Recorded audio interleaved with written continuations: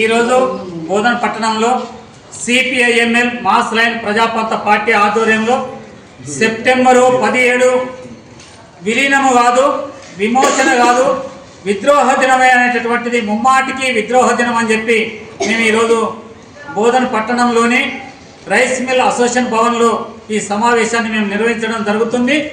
ఎందుకంటే ఆ రోజు తెలంగాణలో నైజాం పాలన కింద, నైజాం రజాకార్ల కింద, అదేవిధంగా ఇక్కడ ఉన్నటువంటి తెలంగాణలో ఉన్నటువంటి పటేల్ పట్వారీలు పెద్ద పెద్ద ఎవరైతే భూస్వాములు ఉండేనో భూస్వాముల కింద, వాళ్ళ జాగీర్దారుల కింద, అట్లాగే దేశ్ముఖ్ల కింద ఇక్కడ ఉన్నటువంటి ప్రజలందరూ అనేక బాధలు, కష్టాలు, అనేక ఇబ్బందులు పడ్డటువంటి పరిస్థితి ఉండే.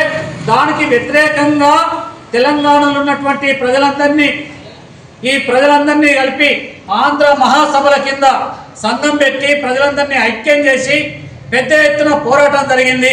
ఆ పోరాటంలో ప్రజలందరూ ఐక్యంగా రావడం మూలంగా ఇక్కడ ఉన్నటువంటి ప్రాంతంలో ఉన్నటువంటి ఈ భూస్వాముల భూములు, గ్రామాలలో ఉన్నటువంటి పటేళ్ల భూములు, పటేవాళ్ళ భూములు 10,000 గ్రామాలలో 10 లక్షల ఎకరాల భూముల్ని స్వాధీనం చేసుకొని గ్రామ స్వరాజ్యాలను ఏర్పాటు చేసుకొని పరిపాలన చేస్తున్న సమయంలో కేంద్రంలో ఉన్నటువంటి ఆ రోజు ఉన్నటువంటి నెహ్రూ, పటేలు ఇక్కడ ఉన్నటువంటి నైజాంతోని ఒక కుట్రపూరితంగా ఒప్పందం చేసుకొని 48 సెప్టెంబర్ నాడు సైన్యాన్ని పంపించి దాడి చేయించి లొంగ తీసుకొని దీన్ని స్వాధీనం చేసుకున్నామని చెప్పి ఒక తప్పుడు ప్రకటన చేస్తున్నారు. దాని ఫలితంగా జరిగిన పరిణామం ఏంటంటే ప్రజలందరూ పోరాడి తెలంగాణ సాయుధ పోరాటం ద్వారా ఇక్కడ ఉన్నటువంటి ప్రజలు ఏదైతే స్వాధీనం చేసుకున్నటువంటి 10 లక్షల ఎకరాల భూముల్ని తిరిగి మళ్ళీ వాళ్ళకే అప్పచెప్పినటువంటి పాలకులు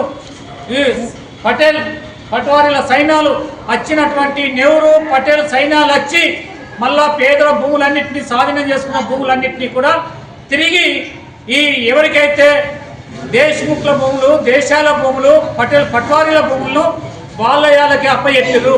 ఇట్లా దుర్మార్గమైనటువంటి కుట్ర జరిగింది, ద్రోహం జరిగింది.